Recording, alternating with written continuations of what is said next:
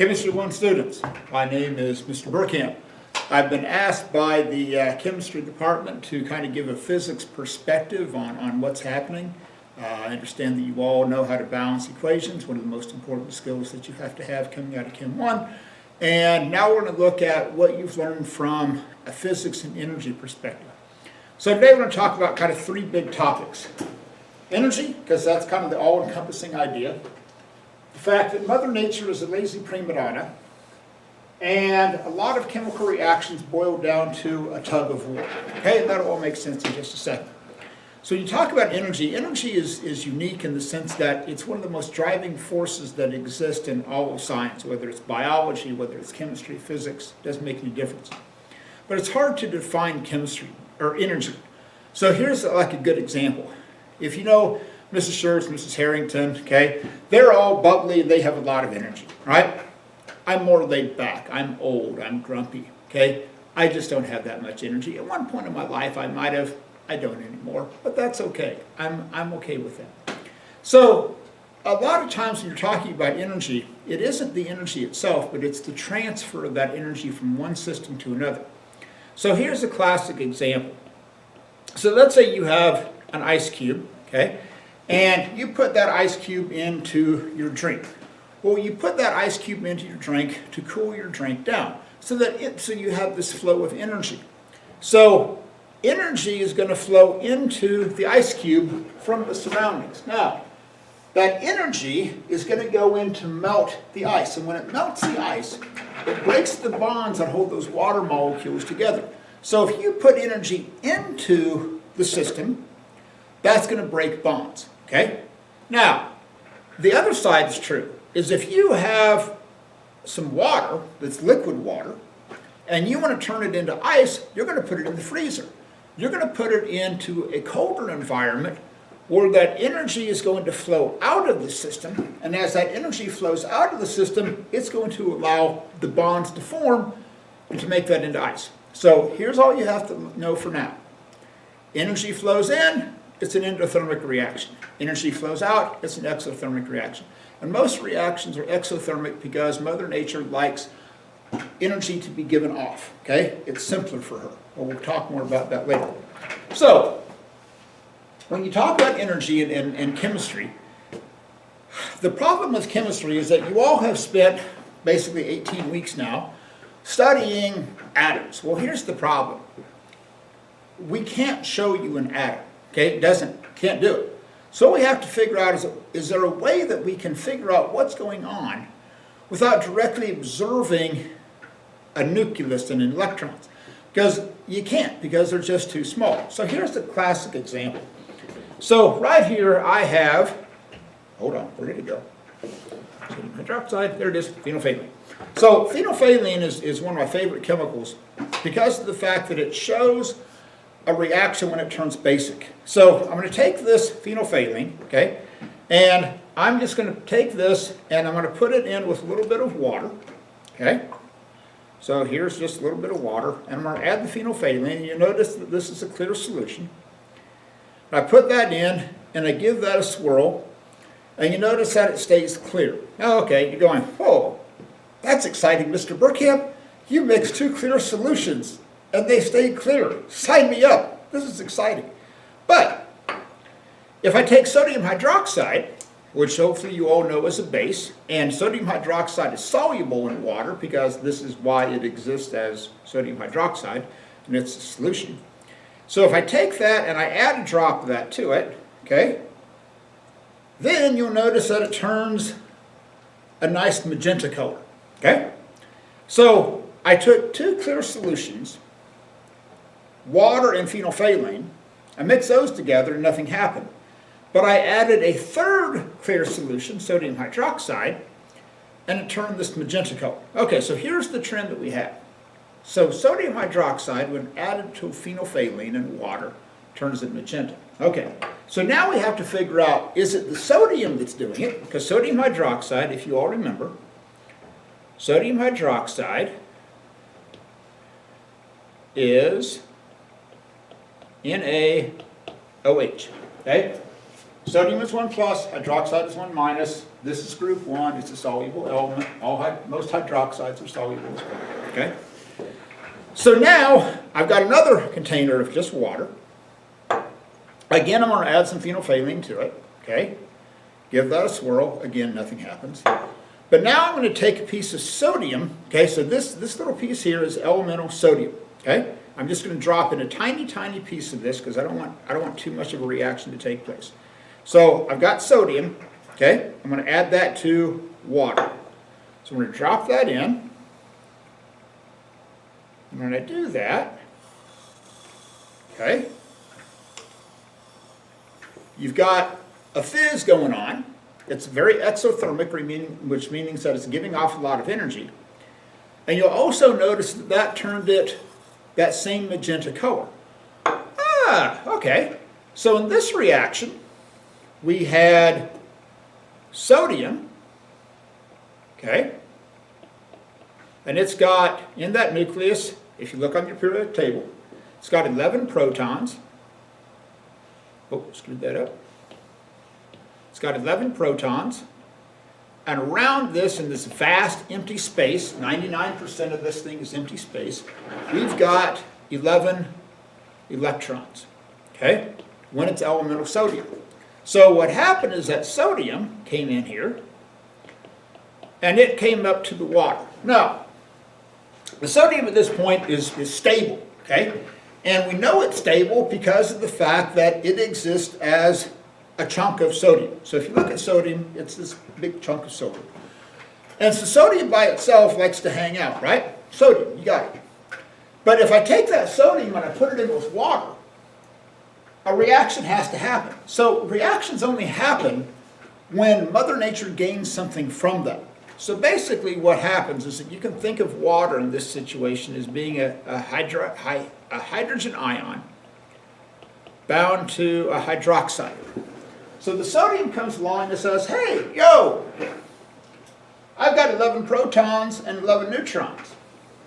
And what happens is that this hydrogen here basically says, all right, and this is where it boils down to a tug of war. A hydrogen 1 plus, if you think about it, is nothing but a proton, okay? This tiny little bit of matter that has a positive charge.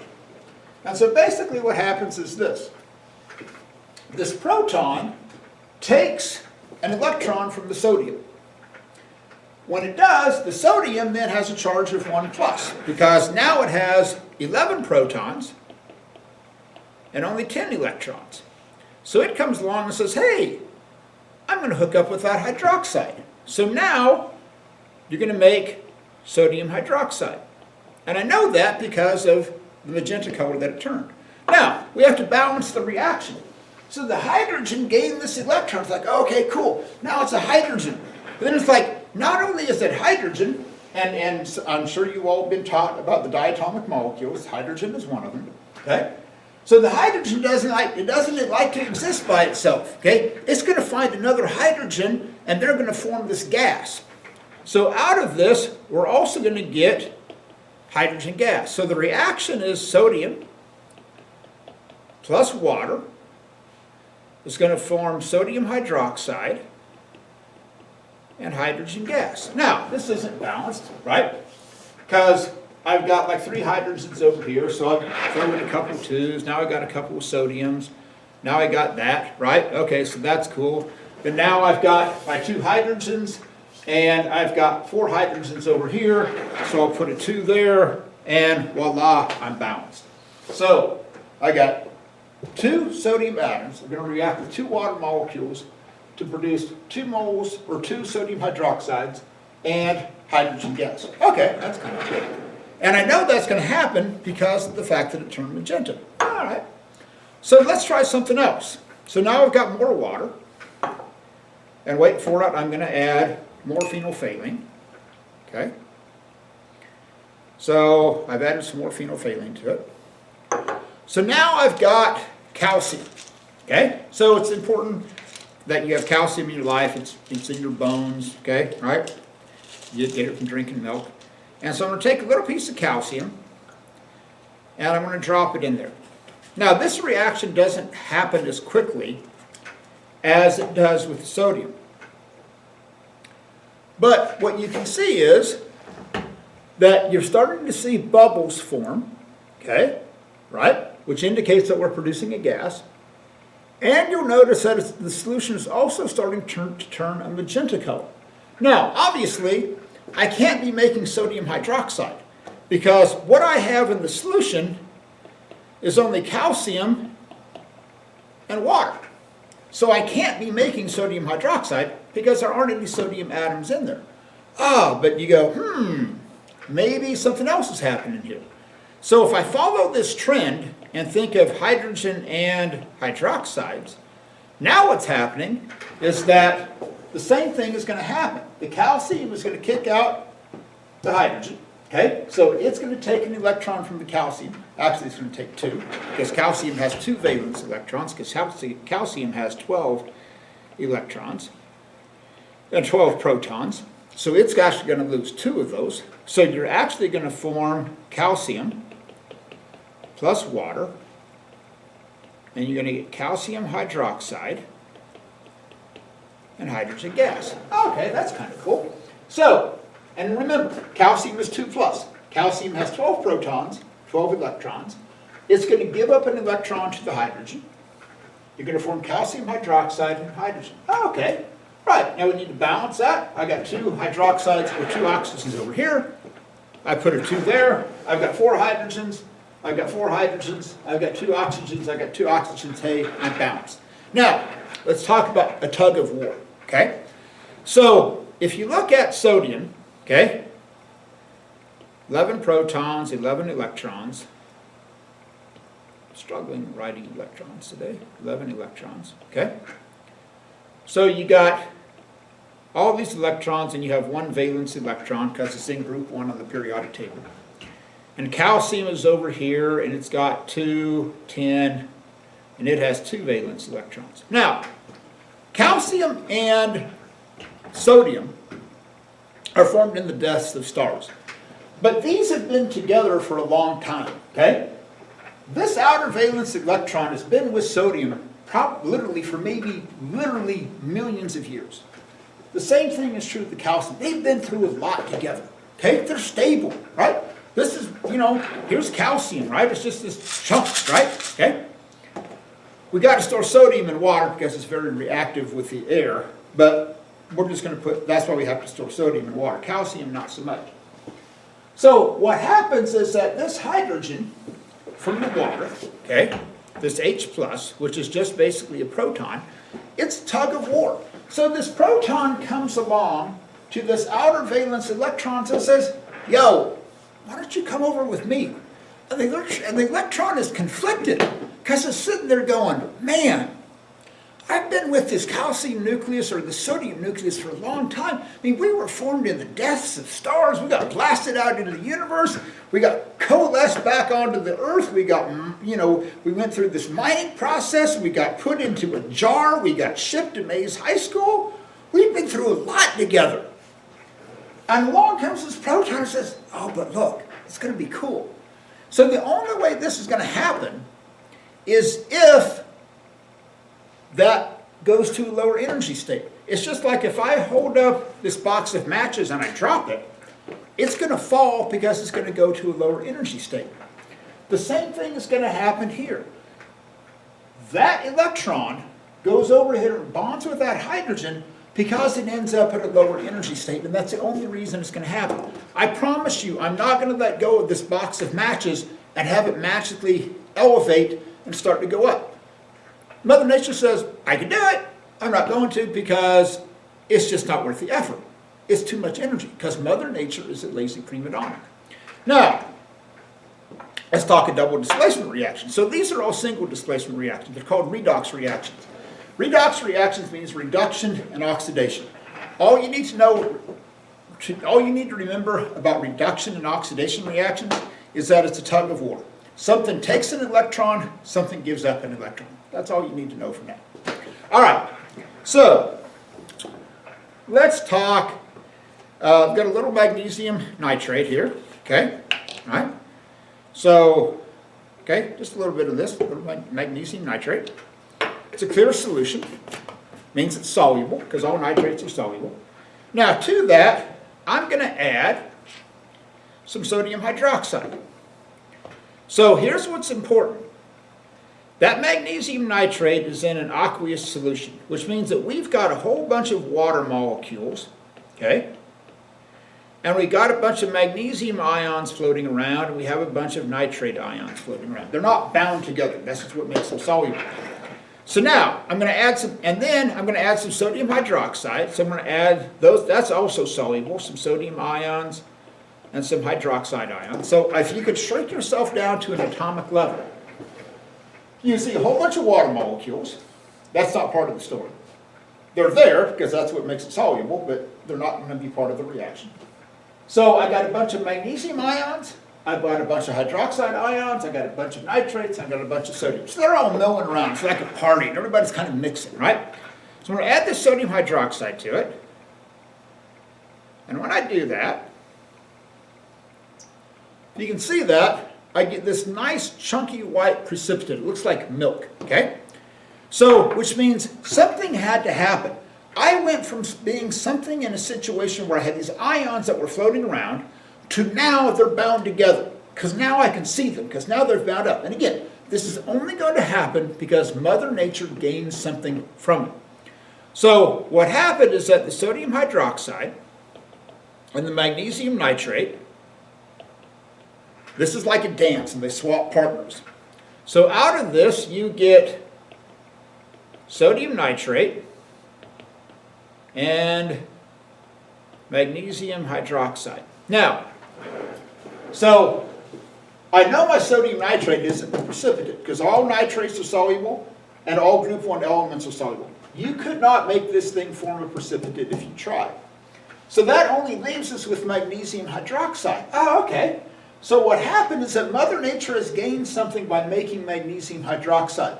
So your net ionic equation, because the nitrates up here are still nitrates, they're still floating around. Your sodiums, they're still floating around, but now we've changed the condition of the magnesium and the hydroxide. So my net ionic reaction is going to be Mg2 plus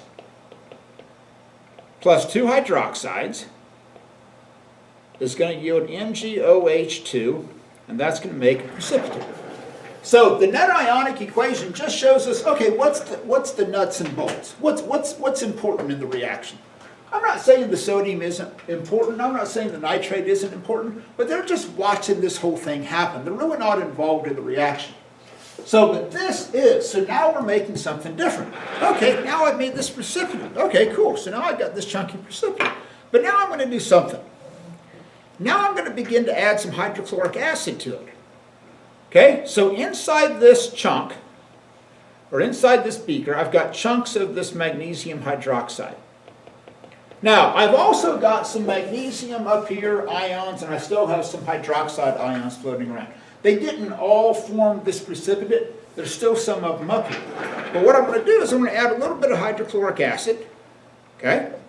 So now when I add that hydrochloric acid, okay, now by adding that hydrochloric acid, I've made that precipitate disappear. So what's happened is that I've made this magnesium hydroxide go back into the solution, because what I did is by adding hydrochloric acid, the hydronium from the hydrochloric acid reacted with the hydroxide ions, and we made a bunch of water. So Mother Nature goes, oh, now I have room for this stuff to dissolve. I'm going to shift it back into being magnesium ions and being hydroxide ions. So when you look at any reaction taking place, and here's the cool thing about chemistry, you can't actually see it, but we find different ways of looking at it, and if we can observe what's happening with the big picture, whether it's a precipitate, whether it's a color change, something like that, then we can go, oh, this is what's happening. So, last example, I have some hydrochloric acid, and to that, I'm going to add some magnesium, okay? So, this is going to be a single displacement reaction again. So I've got magnesium, and I'm going to react that with hydrochloric acid, and out of this I'm going to get magnesium chloride and hydrogen gas. Now here's how I know I'm going to get hydrogen gas. So number one, I'm going to drop that in there. And right away, you're going to see a whole bunch of bubbles begin to form. Okay? Now, I'm going to collect that gas over the top like this. So, the magnesium comes along, and again, it has, just like calcium, it has 12 protons, 12 electrons. I screwed that up with the calcium. I was off on my periodic table. Calcium actually has, hold on, 20. My bad. I was off on the calcium. I'm teaching physics now. I'm a little rusty on my atomic numbers of my elements. Calcium actually has 20 protons and 20 electrons. Magnesium has 12 and 12. Okay, but it's going to be the same reaction. So this has 2 valence electrons. What happens, hydrochloric acid exists as hydroniums and chlorine ions. That's why it's a solution. The hydronium comes along, goes to the magnesium and says, hey, give me your 2 electrons. The magnesium then goes to 2 plus. It hooks up with chlorine. We get magnesium chloride. But we're also making this hydrogen gas. Now, I'm going to try and do this one-handed. I don't recommend that you try this one-handed. But I'm alone, so we're going to try it. So I'm going to try and strike a match one-handed while holding test tubes. Ooh, that wasn't bad. So now hopefully this pops. Woo! Hey, it worked. Okay. I've done this for decades. It's still cool when you make a hydrogen pop. So now if you feel this, you'll also feel that this is very, very, very, very, very, very warm. Okay? So what's happening is that not only are we getting magnesium chloride and hydrogen, we're also getting a tremendous amount of energy that's being released. So we know that this energy is being released because the outside of the test tube feels warm. So what this means is that we're breaking bonds and we're forming bonds. But overall, we have a net release of energy. That's why that feels warm. Now again, Mother Nature only does this because Mother Nature gets something out of it. Okay, so hopefully you kind of have a deeper understanding of what's going to happen with these single displacement reactions, otherwise known as redox reactions. Remember, it's just a tug of war. The hydrogen comes along and says, hey, I need your electrons. The magnesium says, fine, take them. I'm going to go hang out with the magnesium chloride, but I'm only going to do that because it's going to go to a lower energy state and Mother Nature gets something out of it. Okay, I hope you've learned something from this, and maybe I'll see you all, some of you down the road in my physics or AP chemistry class. So take care.